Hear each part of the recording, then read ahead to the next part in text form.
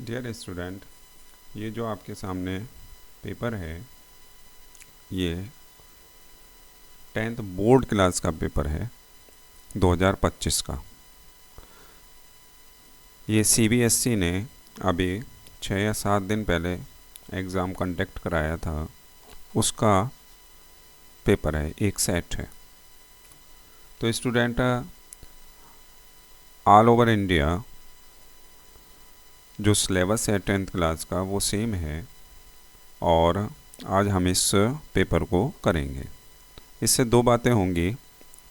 एक तो ये पता चलेगा कि हमारे किस चैप्टर में प्रॉब्लम है, और दूसरा ये पता चलेगा, ये फ़ायदा होगा कि हमारा पूरे बुक का रिवीजन भी हो जाएगा। सीबीएसई अपने पेपर को इंग्लिश में ही कंडक्ट कराती है, तो इसलिए हमने आपके इस प्रॉब्लम को सॉल्व करने के लिए इसे हमने हिंदी में ट्रांसलेट कर दिया है। इसके हम सिर्फ ऑब्जेक्टिव टाइप क्वेश्चंस को ही आज करेंगे। अगर आपको लगता है कि ये आपके लिए हेल्पफुल है तो आप कमेंट बॉक्स में मेरे को बताएंगे, जिससे कि मैं इसके आगे के प्रश्नों को भी आपको सॉल्व करके वीडियो बना सकूं। तो सबसे पहले तो आप एक काम कीजिए कि ये जो स्क्रीनशॉट है जो आपके सामने इस समय स्क्रीन पर आ रहा है, हिंदी में ट्रांसलेट हुआ, उसका स्क्रीनशॉट ले लीजिए और सवाल करते हुए इसे सामने रखिए। तो सबसे पहले तो आप ये पहले 10 क्वेश्चंस का स्क्रीनशॉट ले लीजिए। इसके पश्चात हम नेक्स्ट पर आते हैं और अब नेक्स्ट 18वें प्रश्न तक का स्क्रीनशॉट ले लीजिए। चलिए अब हम पहले प्रश्न पर पहुंचते हैं और देखते हैं कि पहले प्रश्न में वो क्या पूछ रहा है। तो पहला प्रश्न हमारा, पहले प्रश्न में हमारे पास x की वैल्यू हमें ab⁻³ और y की वैल्यू हमें a³ दे रखी है। हमें दो संख्याएं दे रखी हैं जिन्हें उन्होंने अभाज्य संख्या यानी कि a और b के रूप गुणन के रूप में व्यक्त कर दिया है। अब हमसे ये पूछा है उन्होंने कि इसका HCF और LCM का अंतर क्या होगा। तो सबसे पहला काम होगा हमें इसका HCF ज्ञात करना। HCF अगर हम इसका ज्ञात करते हैं तो हमारे पास क्या नियम है कि अभाज्य गुणनखंड की उभयनिष्ठ गुणनखंडों की न्यूनतम घात का गुणनफल HCF कहलाता है। तो हमारे पास यहाँ पर a और यहाँ a⁻1 है, यहाँ a⁻3 है, तो न्यूनतम हो गई, कम से कम हो गई a⁻1, b⁻3 है, b⁻1 है, न्यूनतम हो गए b⁻1। इसी तरीके से LCM अगर हम निकालते हैं तो LCM के लिए हमारे पास होती है अधिकतम पावर का गुणनफल सभी। अब हमारे पास ये दोनों मान निकल चुके हैं। हम क्या करेंगे कि HCF और LCM का अंतर ज्ञात कर लेंगे। तो इस तरीके से हमारे पास इसका मान रख देंगे हम AB, जो हमारे पास यहाँ पर है, इसको हम AB लिखते हैं। ये हमारे पास a³ b³ है। दोनों में से हम कॉमन निकाल लेंगे AB, 1 - a² b² हो जाएगा। अब यहाँ पर हम क्या देखते हैं कि 1 को 1² और AB को AB का होल स्क्वायर लिख दिया। इससे हमें क्या हुआ कि हमने इसको एक बार घटा दिया और एक बार हमने इसको जोड़ दिया। तो इस तरीके से हमारा कौन सा मैच कर रहा है, हमारा D पार्ट हमारा मैच कर रहा है। तो इस तरीके से हमारा पहला प्रश्न हो जाता है। सिंपल अगर आते हैं तो ठीक ही है, और अगर थोड़े से इस टाइप के भी आते हैं कि उन्होंने LCM और HCF एक ही सवाल में पूछ लिया तो ये एक बेटर होता है और हमें दोनों ही चीज़ का रिवीजन हो गया। इसमें एलसीएम भी निकल गया, एचसीएफ भी निकल गया, और इसमें हमारे गुणनखंडों का भी क्लियर हो गया कि गुणनखंड भी हो सकते हैं। तो एक ही प्रश्न से हमारे 2-3 चीज़ों को यहाँ पर हमने क्लियर कर लिया। दूसरा प्रश्न है, दूसरे प्रश्न में 1+√3 का होल स्क्वायर है -1 माइनस √3 का होल स्क्वायर है। अब इसमें हमने क्या किया कि इसका स्क्वायर किया, तो स्क्वायर करने के लिए 1² प्लस √3 का स्क्वायर 3 प्लस 2√3 हो गया। फिर ब्रैकेट लगाया, 1 का स्क्वायर 1, √3 का स्क्वायर 3, और इसका हमने 2√3, इसका स्क्वायर भी खोल दिया हमने और इसका स्क्वायर भी खोल दिया हमने। अब हमारे पास क्या आ गया, 1² 1 हो गया, ये 3 हो गया, ये 2√3 हो गया माइनस के।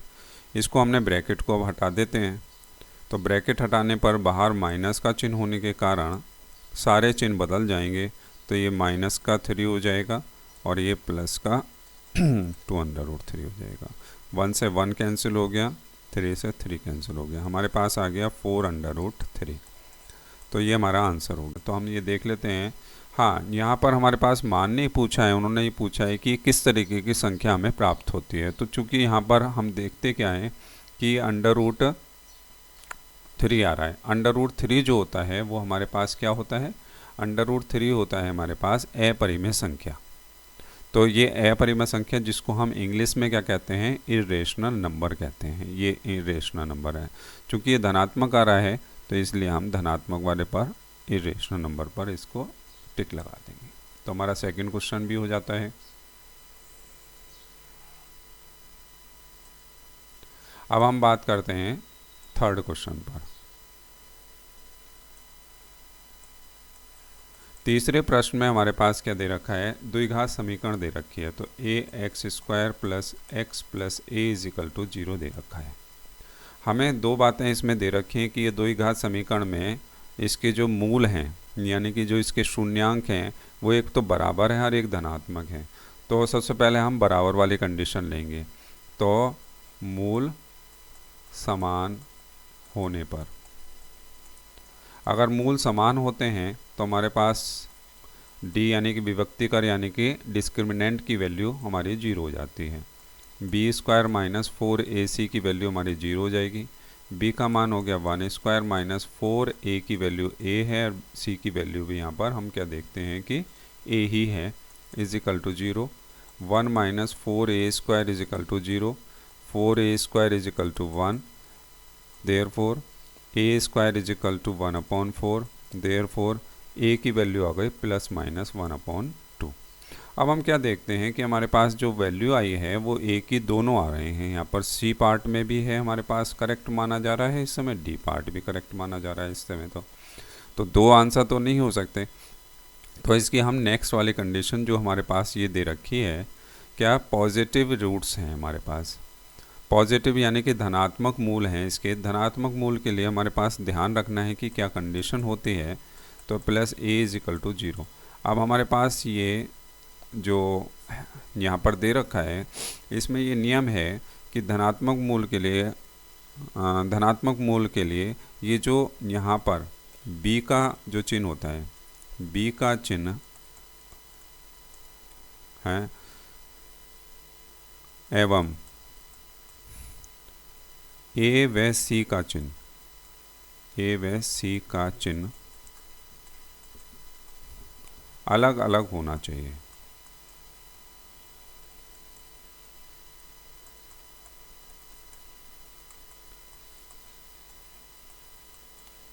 ये दोनों चिन्ह अलग अलग होने चाहिए। हम क्या देखते हैं कि b का चिन्ह हमारे पास जो है वो यहाँ पर धनात्मक है, यहाँ पर ये जो चिन्ह है वो धनात्मक है, ये वाला चिन्ह हमारा धनात्मक है। अब इसका मतलब ये हो गया कि जो हमें a और c है, यानी कि ये वाले जो a हैं दोनों की वैल्यू हमारी a ही है, a भी a है और c भी a है। यानी कि a का जो चिन्ह है वो हमें कौन सा लेना पड़ेगा, ऋणात्मक लेना पड़ेगा, क्योंकि अलग अलग होने चाहिए। तो b का चिन्ह धनात्मक है तो a का हमें मान लेना पड़ेगा, a = लेना पड़ेगा 1/2 माइनस का। तो हमारा करेक्ट आंसर हो जाएगा इस तरीके से, डी पार्ट हमारा करेक्ट हो जाएगा।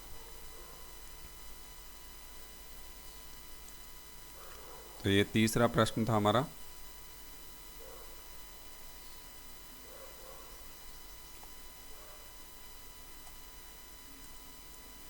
अब बात करते हैं हम चौथे प्रश्न पर। तो चौथे प्रश्न में हमारे पास क्या दे रखा है, ये देखिए।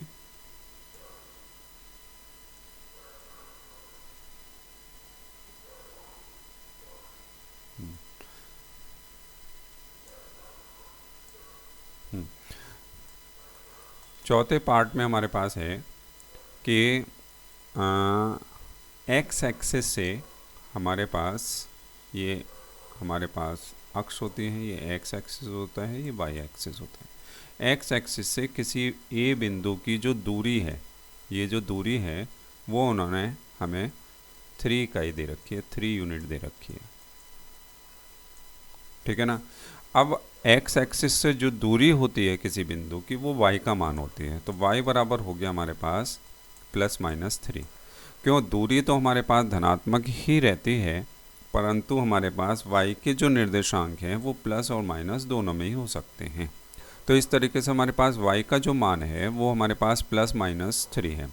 तो देखो यहाँ पर +3 है, यहाँ पर -3 है, यहाँ पर +3 है। तो ये हमारे पास तीनों करेक्ट आंसर हैं। और उन्होंने ये पूछा है कि इनमें से कौन सा सही नहीं है, तो हमारा ये वाला सही नहीं है। तो ये हमारा चौथा प्रश्न भी कंप्लीट हो जाता है।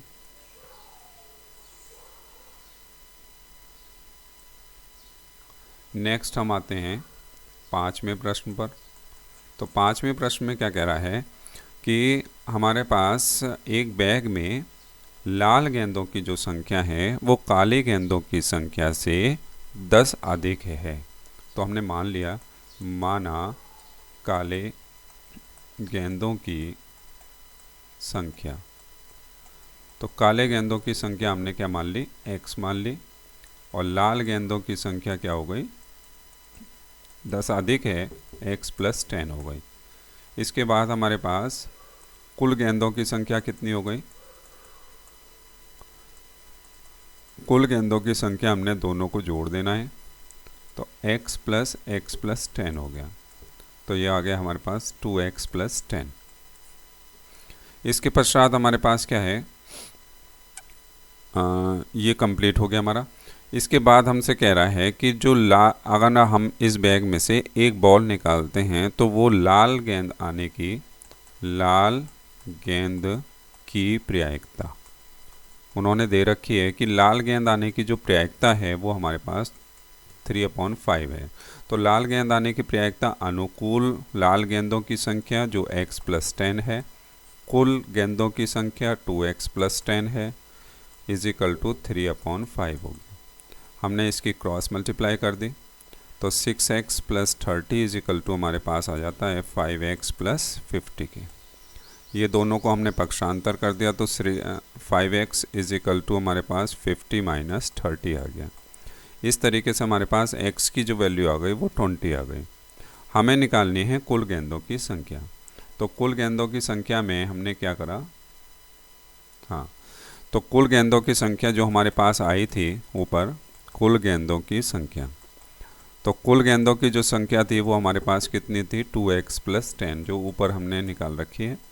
तो 2 × x की जगह 20 रख दिया +10, यानी कि 40 + 10 हमारे पास क्या आ गया, 50 आ गया।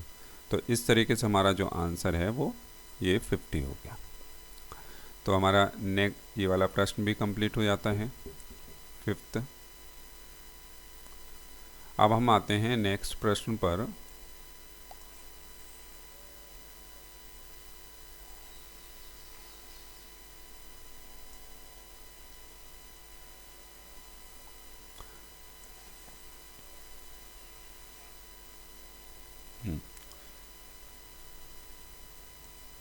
अगला प्रश्न है हमारा छठा प्रश्न।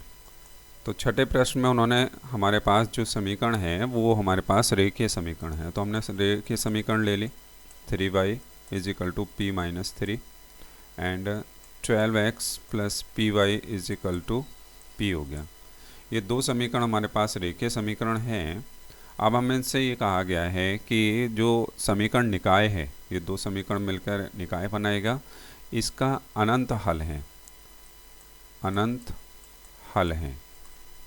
तो अनंत हल के लिए हमारे पास क्या शर्त होती है?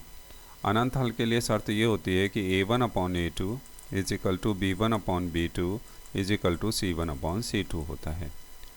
तो a1 की वैल्यू p, ये 12, 3/p, p-3/p।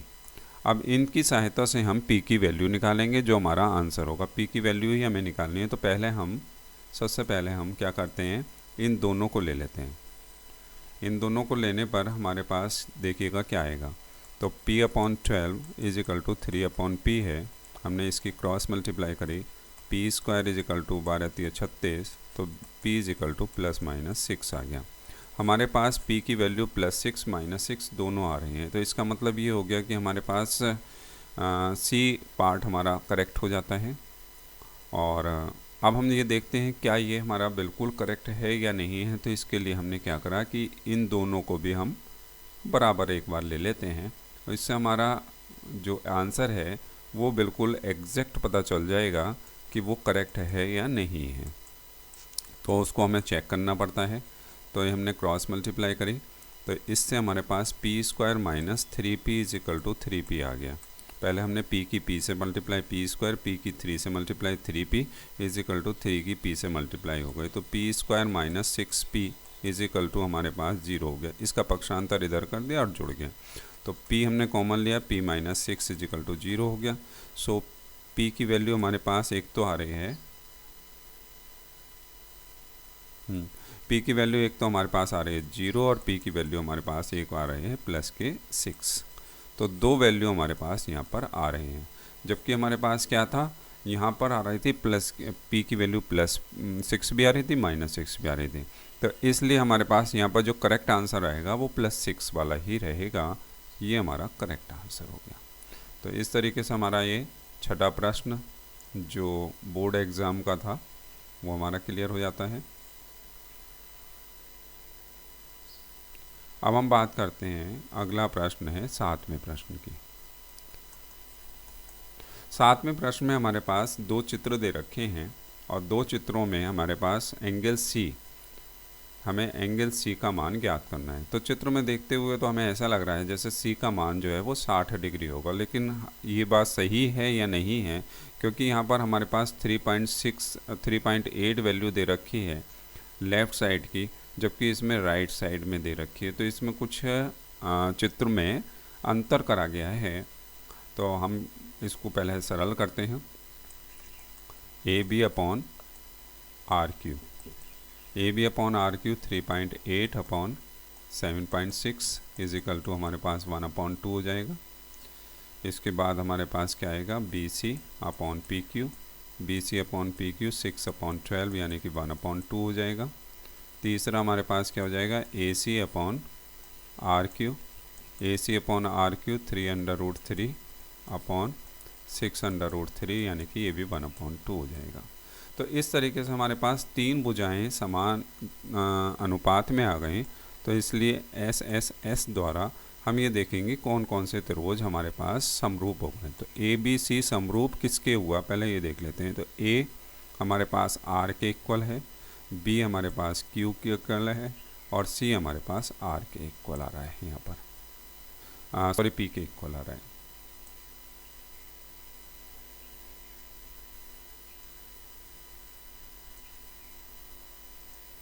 तो अगर हम तुलना करते हैं तो C जो कोण है वो P कोण के इक्वल आ रहा है। कोण C इज इक्वल टू कोण P आ रहा है। तो कोण C कोण P के इक्वल होने के कारण हम मान ज्ञात करेंगे P का मान हमें दे नहीं रखा। तो त्रिभुज ले लेंगे PQR में, त्रिभुज PQR में कोण P प्लस कोण Q प्लस कोण R इज इक्वल टू होता है 180 डिग्री। तो कोण P की वैल्यू C, Q की वैल्यू 60 डिग्री, R की value 80 degree is equal to 180 degree. So कोण C इज इक्वल टू आ जाएगा 180 - 60 - 80, तो ये आ जाएगा 40 डिग्री। कोण C की वैल्यू हमारे पास आ चुकी है 40 डिग्री। तो हमारा करेक्ट आंसर हो गया D पार्ट।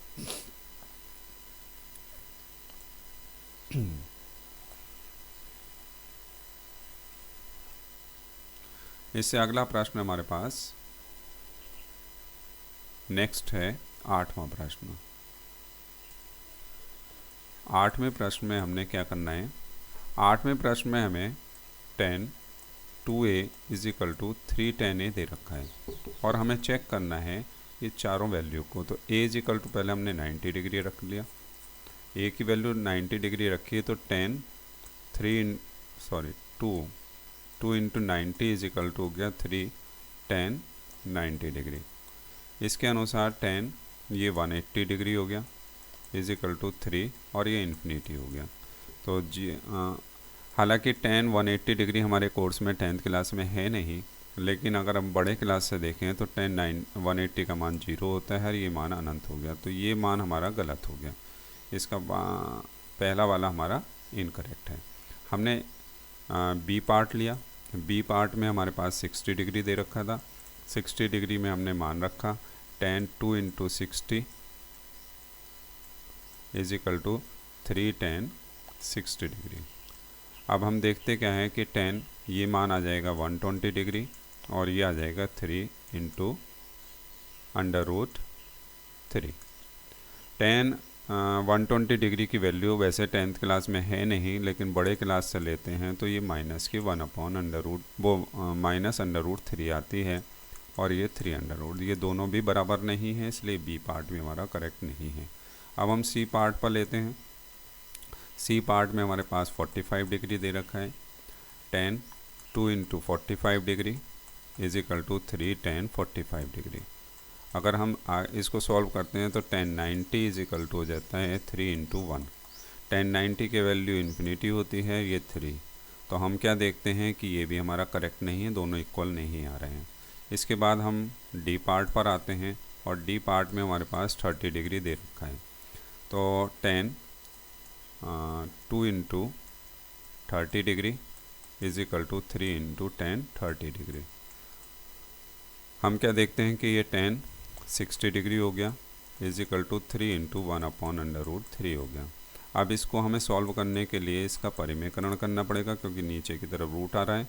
इसकी वैल्यू हम देखते हैं टेबल के अनुसार अंडर रूट 3 होती है और इसका परिमेयकरण करने के लिए हमने under root 3 upon under root 3 से मल्टीप्लाई डिवाइड कर दिया और अंडर रूट 3 की अंडर रूट 3 से मल्टीप्लाई 3 होती है, इसलिए under root 3 is equal to under root 3 आ गया। तो हम क्या देखते हैं कि हमारा डी पार्ट करेक्ट है।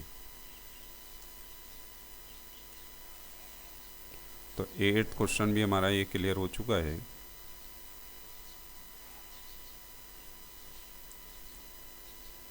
इसके बाद हम बात करते हैं अगला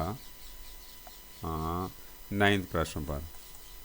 9th क्वेश्चन में हम बात करें तो इसका हमें ये बताना है कि नीचे से दिए गए कौन सा स्टेटमेंट करेक्ट है। तो सबसे पहले हम बात करते हैं ए पार्ट की। तो सबसे पहले sine 20 degree is greater than sine 70 degree. तो साइन में हमारे पास ये रूल होता है कि बड़े कोण का मान बड़ा होता है। यहाँ पर छोटे कोण का मान बड़ा दे रखा है, तो ये वाला करेक्ट आंसर नहीं है। बी वाला पार्ट हम देख लेते हैं।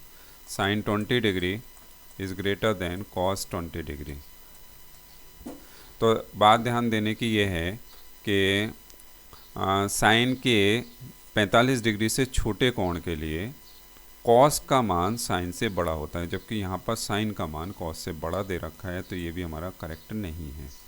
सी पार्ट पर अगर हम बात करते हैं तो कॉस 20 डिग्री बड़ा है कॉस 70 डिग्री से, तो ये बात करेक्ट है कि कॉस का मान छोटे कोण का मान बड़े कोण से बड़ा होता है, तो ये हमारा करेक्ट आंसर है। और इसको हम डी पार्ट पर भी बात कर लेते हैं, डिस्कस कर लेते हैं, जिससे कि हमारा रिवीजन हो जाए। tan 20 डिग्री बड़ा है tan 70 डिग्री से। तो यहाँ पर ये बात है कि tan के छोटे कोण का मान छोटा होता है और बड़े कोण का मान बड़ा होता है, जबकि यहाँ पर tan का छोटे कोण का मान बड़ा दे रखा है, तो ये बात भी गलत है। तो इस तरीके से हमारा ये नवा प्रश्न भी कंप्लीट हो जाता है। इसके बाद हम आते हैं क्वेश्चन नंबर 10 पर। 10th क्वेश्चन में हमें ये दे रखा है कि एक पोल है, यानी कि खंबा है, ये हमारा एक खंबा हो गया, और एक रस्सी पोल के शिखर से बांधी गई है जो ग्राउंड तक आती है। तो ये हमारे पास यहाँ आ गई। ये जो रॉप है, रस्सी है, ये ग्राउंड के साथ 60 डिग्री का एंगल बनाती है, और रॉप की लंबाई यानी कि रस्सी की लंबाई 30 मीटर दे रखी है। तो हमें पोल की लंबाई, ऊंचाई हमें ज्ञात करनी है, यानी कि ये हमें फाइंड करना है। तो इसके लिए हमें सबसे पहले ये देखना पड़ेगा कि हाइट में और हाँ, लंब में और कर्ण में किसका संबंध होता है। इसका हम नाम दे देते हैं ABC। तो हम जानते हैं कि ये साइन का रिलेशन होता है, तो sine 60 degree is equal to हो जाता है परपेंडिकुलर अपॉन हाइपोटेन्यूस, यानी कि लंब बटे कर्ण। ये हो गया। इसको अगर हम बात करें तो √3/2 होता है इसकी वैल्यू टेबल के अनुसार। तो 2h इज इक्वल टू हो गया 30√3। देयरफॉर h की वैल्यू हमारे पास आ चुकी है √3/2।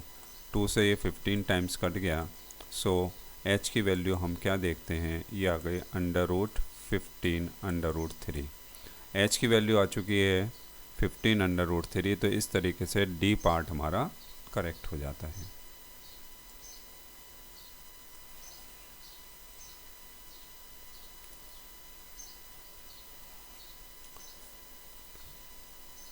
नेक्स्ट प्रश्न पर बात करते हैं। प्रश्न नंबर है 11।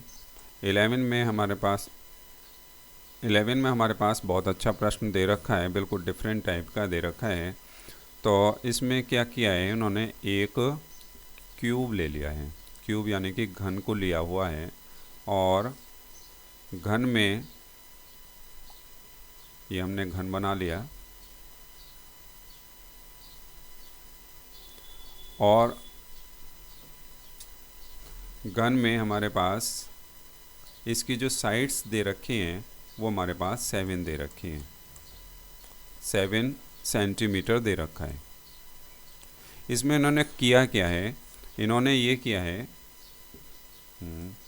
कि इसके जो ऊपरी सतह है इसमें से इन्होंने खुरेच कर अर्ध गोलाकार आकृतियों को निकाल लिया है। ये अर्ध गोलाकार आकृतियों को इन्होंने खुरेच कर निकाल लिया है। अब इसमें जो एक अर्धगोला की परिमाप दे रखी है इन्होंने, डायमेंशन दे रखी है इन्होंने, यानी कि त्रिज्या दे रखी है, वो दे रखी है 0.35 इसकी त्रिज्या दे रखी है। R इजिकल टू दे रखी है 0.35, एक की दे रखी है। तो इसका जो व्यास है यानी कि डायमीटर है, इसका जो व्यास हो जाएगा वो हो जाएगा 2 × 0.7। 0.35 इजिकल टू 0.7 सेंटीमीटर का इसका व्यास हो जाएगा। अब हम क्या देखते हैं कि यहाँ से लेकर यहाँ तक की जो लंबाई है वो 7 सेंटीमीटर की है, और एक जो गोला बना है उसने जो जगह घेरी है वो ये 0.7 सेंटीमीटर की घेरी है। तो इस तरीके से हम देखते क्या है कि यहाँ से लेकर, शुरू से लेकर, यानी कि ए से लेकर बी तक अगर हम बनाएं तो कितने बन सकते हैं, कितने अर्धगोले बन सकते हैं। तो एक पंक्ति में अर्धगोलों की संख्या,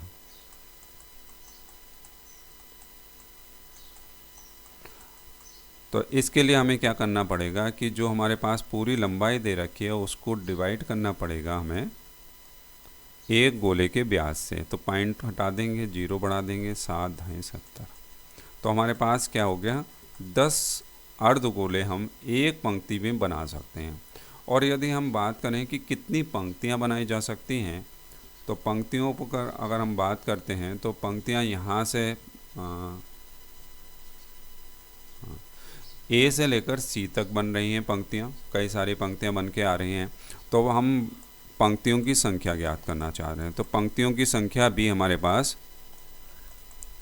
कितनी हो जाएगी, 10 ही हो जाएगी, क्योंकि यहाँ पर भी हमारे पास जो व्यास है वो 0.7 है और लंबाई 7 है। तो हमारे पास ये भी कितनी हो जाएगी, 10 हो जाएगी। तो हमने 10 पंक्ति हैं और प्रत्येक पंक्ति में अर्धगोलों की संख्या 10 है, तो कुल अर्धगोलों की संख्या, तो कुल अर्धगोलों की संख्या हमारे पास हो जाएगी 10 गुणा 10 यानी कि 100। तो 100 हमारा आंसर यहाँ पर ये करेक्ट हो जाता है। ये काफ़ी अच्छा प्रश्न है। वो सिंपल तरीके से ना पूछकर उन्होंने थोड़ा सा कई चीज़ों को, अर्धगोला भी हमारे पास आ गया है यहाँ पर, और घन भी हमारे पास इन्होंने प्रयोग में ले आए इस प्रश्न में। तो इसमें 2-3 चीज़ें हमारी बहुत सारी अच्छी क्लियर हुई हैं। अर्धगोले का भी प्रयोग में आए, अर्धगोले का कौन सा भाग हमें प्रयोग में लाना था यहाँ पर ये भी हमने देख लिया कि सिर्फ हमें इसके व्यास की ही आवश्यकता पड़ी, सारे इसकी आवश्यकता नहीं थी। अब हम नेक्स्ट की बात करते हैं। अब नेक्स्ट है हमारा 12वां प्रश्न। 12वें प्रश्न में हमारे पास क्या है कि जब हम माध्य ज्ञात करने के लिए संचयी बारंबारता का प्रयोग करते हैं तो हम कौन सी फ्रीक्वेंसी तक, कौन सी आवृत्ति तक उसको जोड़ते हैं, तो ये पूछा है। तो जब हम अंतराल लेते हैं, यहाँ पर हमारे पास अंतराल होता है, उसके बाद आवृत्ति यानी कि f होती है, और हम ज्ञात करते हैं, हम CF ज्ञात करते हैं, यानी कि संचयी बारंबारता ज्ञात करते हैं। तो सबसे पहला तो हम ऐसे ही लिख देते हैं, फिर हम इसमें ये जोड़कर अगला वाला पद जोड़कर यहाँ पर लिख देते हैं, फिर इसमें अगला वाला पद जोड़कर अगले स्टेप पर लिखते चले जाते हैं, और इस तरीके से हमारे पास ये पद आगे बढ़ते चले जाते हैं। और ये कार्य हम जब तक करते रहते हैं जब तक कि सारी आवृत्तियों का योग हम यहाँ पर नहीं लिख देते, इनको जोड़ कर हम यहाँ पर लिखते चले जाते हैं। तो हम किन का प्रयोग करते हैं, कितनी आवृत्तियों का प्रयोग करते हैं, हम सभी क्लास की आवृत्तियों का प्रयोग करते हैं। तो 12वां प्रश्न हमारा ये कंप्लीट हो गया। अगला प्रश्न की बात करते हैं।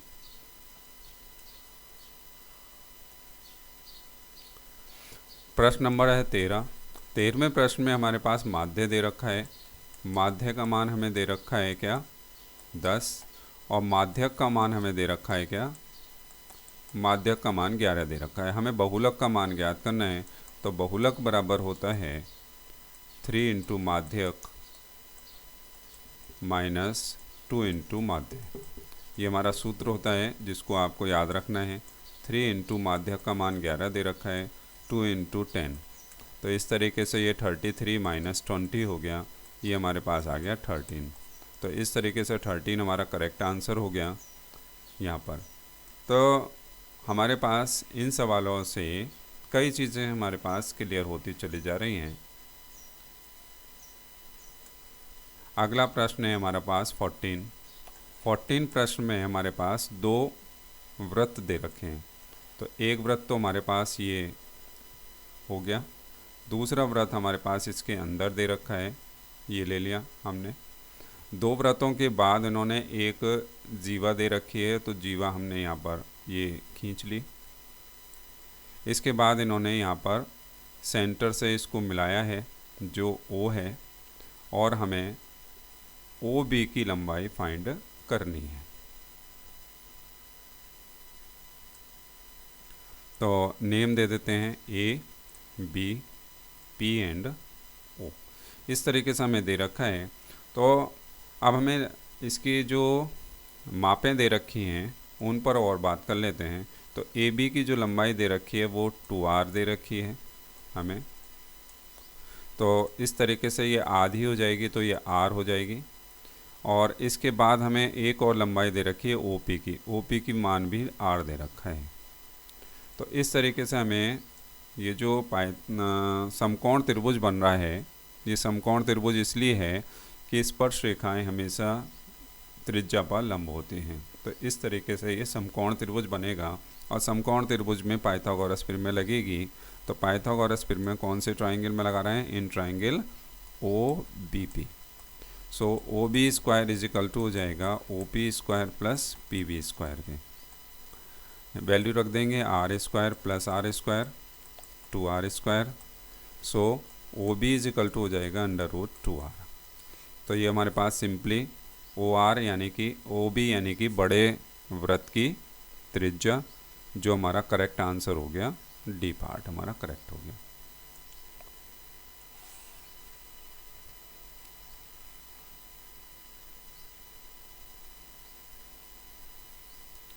फिफ्टींथ क्वेश्चन पर बात करते हैं। 15th क्वेश्चन में हमें दे रखा है कि एक समांतर चतुर्भुज है जो वृत्त के बाहर बनाया गया है। तो जब भी हम वृत्त के बाहर कोई समांतर चतुर्भुज बनाते हैं तो उसके लिए खासियत यह है कि वो समांतर चतुर्भुज एक समचतुर्भुज होना चाहिए।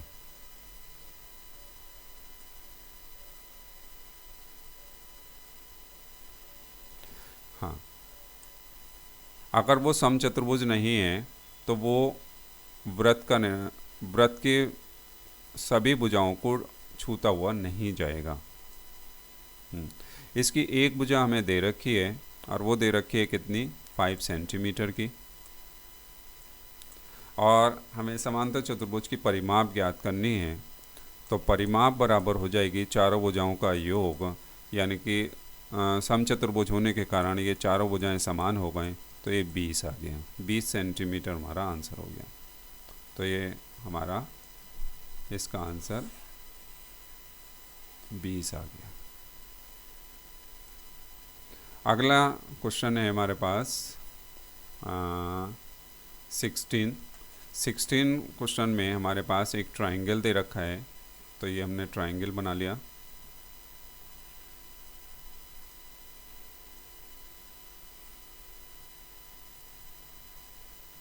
ये ट्राइंगल हो गया।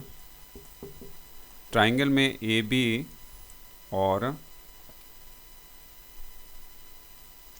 ए बी पर कोई बिंदु ई और ए सी पर कोई बिंदु एफ दे रखा है, और इस प्रकार से दे रखा है कि ये इसको 1 और ये 2, यहाँ पर 1 और यहाँ पर 2 अनुपात में विभाजित करता है।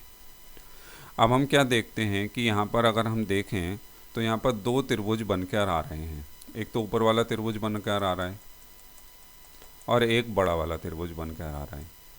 तो दोनों त्रिभुजों को हम समरूप पहले सिद्ध करेंगे, और समरूप सिद्ध करते ही हम तीसरी भुजाओं का संबंध ज्ञात कर लेंगे। हमें तीसरी भुजा जो दे रखी है ई एफ और बी सी, उसका संबंध हमें यहाँ पर ज्ञात करना है।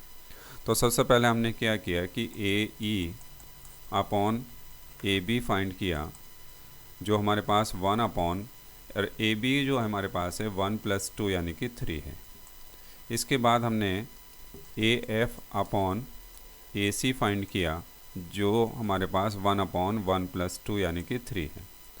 और angle A is equal to angle A है, जो दोनों में कॉमन है।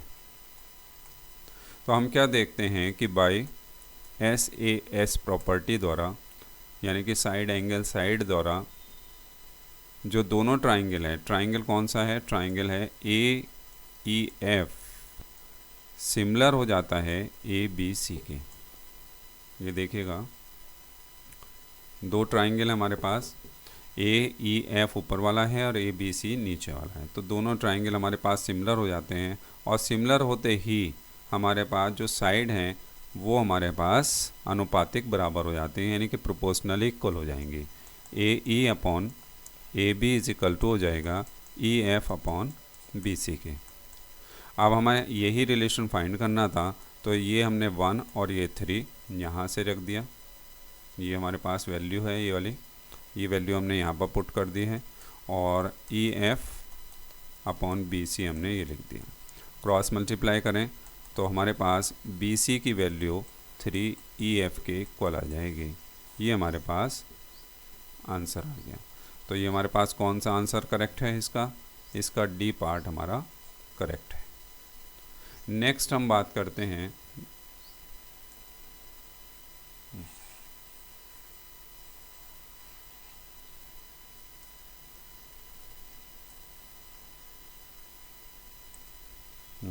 नेक्स्ट पार्ट हमारे पास 17th क्वेश्चन है।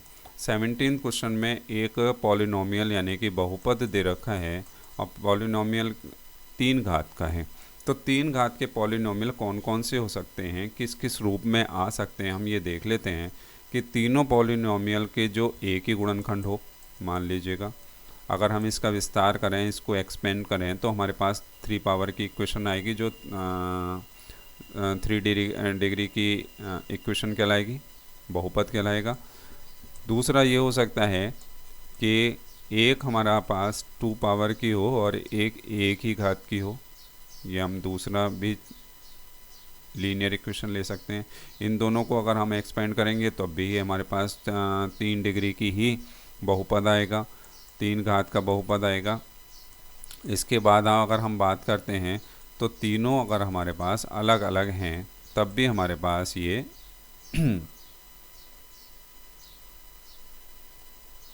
तब भी हमारे पास ये 3 घात की ही बहुपद प्राप्त होगा। तो हम यहाँ पर क्या देखते हैं कि 3 तरीके के रूप बन सकते हैं हमारे पास। एक तो ये हो सकता है, दूसरा ये हो सकता है और तीसरा ये हो सकता है। तो हम अलग अलग ऑप्शन के अनुसार ये देखते हैं कि कौन सा करेक्ट है, कौन सा नहीं है। इन्होंने सबसे पहले में कहा है कि एट मोस्ट यानी कि अधिकतम हमारे पास 2 अलग अलग शून्यांक हो सकते हैं। तो 2 अलग अलग, अधिकतम 2 अलग अलग का मतलब है कि 3 नहीं हो सकता, यानी कि हमारा जो तीसरा वाला खंड है वो पहले वाले प्रश्न को संतुष्ट नहीं कर पा रहा है, तो इसलिए ये वाला आंसर गलत हो गया। एट लीस्ट 2 डिस्टिंक्ट जीरो, यानी कि कम से कम 2 होने चाहिए, कम से कम 2 होने चाहिए, यानी कि पहले वाला खंड हमारा संतुष्ट नहीं हो पा रहा है, यानी कि ये भी गलत हो गया। तीसरा दे रखा है इसमें एग्जैक्टली 3 होना चाहिए। एग्जैक्टली 3 तो हमारे तीसरे में ही है, यानी कि पहले दोनों भी संतुष्ट नहीं हो पा रहे इसमें, तो यानी कि हमारा तीसरा खंड भी सही नहीं है। तो ये, और इन्होंने कहा है कि एट मोस्ट 3 डिस्टिंक्ट जीरो, यानी कि अधिकतम 3 हमारे पास अलग अलग शून्यांक हो सकते हैं, यानी कि ज़ीरोज़ हो सकते हैं, मूल हो सकते हैं। तो यहाँ पर ये बात संतुष्ट हो रही है, अधिकतम 3 ही हो सकते हैं। यहाँ पर 3 है, यहाँ 2 हैं, पहले में 1 है और 0 भी हो सकता है। तो हमारे पास ये डी पार्ट इसका करेक्ट हो गया। और लास्ट हमारे पास इसका जो प्रश्न है वो ये है 18वें प्रश्न में हमें दे रखा है कि दो डाई को, दो यानी कि पासों को हमने फेंका, तो 2 पासों को फेंकने पर हमारे पास जो स्थिति बन के आती है वो 1 1 1 2 से लेकर 1 6 तक, और 2 1 से लेकर 2 6 तक, और इसी तरीके से अगर हम बढ़ते जाएं तो 6 1 से लेकर 6 6 तक हमारे पास विभिन्न स्थितियां प्राप्त हो सकती हैं अगर हम पासों को फेंकते हैं, 2 पासों को फेंकते हैं। पहले पर हमारे पास 1, दूसरे पर 1, पहले पर 1, दूसरे पर 2, इस तरीके से विभिन्न स्थितियां प्राप्त हो सकती हैं। तो उन्होंने ये कहा है कि अधिकतम 10 योग प्राप्त होने के लिए, अब देखिएगा क्या कि यहाँ पर हमारे पास जो योग है वो 1 प्राप्त हो रहा है इन दोनों में, यहाँ पर जो हमें योग प्राप्त हो रहा है ये हमारे पास 3 प्राप्त हो रहा है। तो इस तरीके से हम बढ़ते चले जाएं तो हमें ये पता चलता चला जा रहा है कि अलग अलग योग प्राप्त हो रहा है। तो उन्होंने कहा है कि अधिकतम 10 का योग प्राप्त होने के लिए हमारे पास क्या प्रायिकता है। तो हम ये देख लेते हैं कि 10 से बाद वाले जो योग हैं वो कितने हैं। तो 11 का योग हम देख लेते हैं। 11 का योग किस किस में आएगा? 11 का योग आएगा 5 6 और 6 5 में। और 12 का योग किस में आएगा? 12 का योग आएगा हमारे पास 6 और 6 में। तो हमारे पास 3 ऐसी स्थितियां हैं जो हमें नहीं लेनी है, बाकी सारी स्थितियों को लेना है। तो हमारे पास अनुकूल संख्याएं कितनी हो गई? अनुकूल संख्याएं हो गई हमारे पास, कुल मिला के हमारे पास 36 संख्याएं हैं 36 युग्म बन रहे हैं। इसमें से ये 3 नहीं लेने हैं, तो 36 - 3 यानी कि 33 हमारे पास ऐसी हो गई जो हमें लेने हैं। उसके पश्चात हमारे पास कुल संख्याएं हमारे पास कितनी हो गई? कुल संख्याएं हमारे पास हो गई, कुल संख्याएं हमारे पास हो गई 36। तो हमारे पास प्रायिकता हो गई, इसकी प्रायिकता बराबर हो गई अनुकूल संख्याएं यानी कि 33 और कुल संख्याएं यानी कि 36।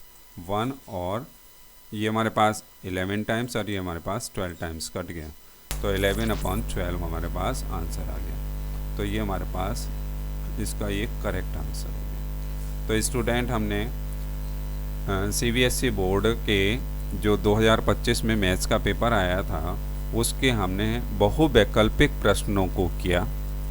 इसमें हमारे पास सारे बुक्स के सभी चैप्टर्स इसमें इन्वॉल्व हो गए, आ गए, और आपके लिए हो सकता है कि हेल्पफुल हो, और आपको लगता है कि ये हेल्पफुल है तो आप आगे के प्रश्नों को देखते हुए आप आगे के प्रश्नों को आप कमेंट बॉक्स में डालिए, तो इसके आगे के प्रश्नों को भी मैं सॉल्व करा कर एक वीडियो डाल दूँगा।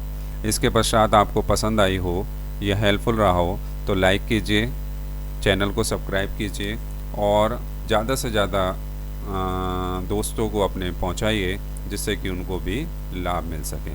Thank you student.